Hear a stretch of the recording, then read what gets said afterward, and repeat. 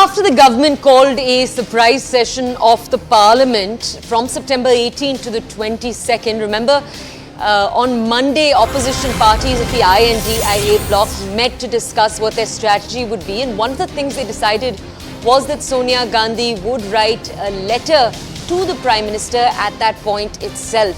Now, the hope for that letter had been that it would be written on behalf of the 28 opposition parties that form the INDIA alliance. She was going to seek details of the agenda of the special session.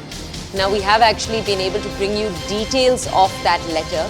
We have visuals from it and we will share those visuals in just a second. My colleague Shreya is with us from the newsroom to highlight for us the particularly important parts of that letter. Shreya, over to you. Right, Toya. So, Toya, what we have here is a two-page letter, and the pointers of this letter is the fact that Sonia Gandhi has pointed out that firstly, there was no intimation as to what the agenda might be for this special parliament session. She has pointed that out very firstly. And secondly, she has pointed out a list of things, topics which they want a discussion on in this upcoming special parliament session. The first one being the economic situation in the country, the increasing price rise of essential commodities, growing unemployment, rise in inequalities and distress of the MSMEs. This is the first point. Secondly, she's mentioned the commitment made by the government of India to the farmers and the farmer organizations in regard to MSP and other demands. Thirdly, she's also asked for a JPC to investigate the transactions of the Adani business group. So the Adani matter has also been brought up again in this letter. Then the Manipur issue has also been brought down here, which is in the fourth point. Fifth is about communal tension in the state of Haryana. That has mentioned in this letter as well.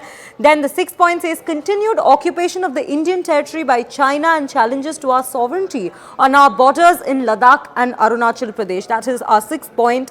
And the last few are regarding the caste census and the center-state relations and floods in some states and drought in others. So these are the major points. Back to you, Toya. Shreya, thank you for that summary. Let's go over to my colleague Pallavi now for perspective on this. Pallavi, this was very much an expected letter. We knew this was in the offing, and when you take a look at each of the issues the INDIA has highlighted right now, some of these are very, very familiar Congress talking points. For example, the JPC on the Adani matter, the Manipur issue and the China territorial occupation. That's something that Rahul Gandhi in particular has been vocal about in the last few days. Bring us more perspective, please, Pallavi.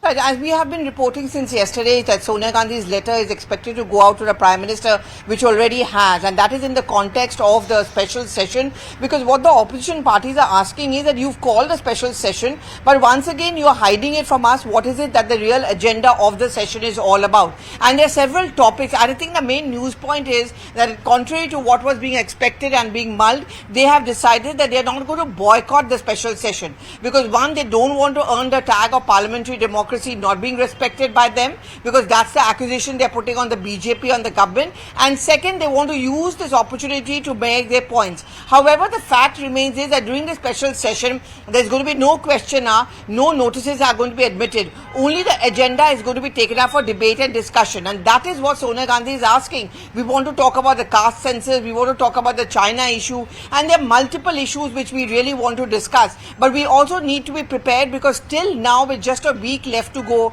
the agenda has not yet been shared with the opposition parties who are very much a part of the parliament, and this is once again an attempt being made by the BJP and the government to keep the opposition out of the parliamentary proceedings. Remember, there's always been this allegation against the opposition, against the government by the opposition parties, that mics are switched off, cameras are not focused on them. So not sharing the agenda has been made yet another point by the opposition parties against the government of not being transparent as far as the parliamentary proceedings go.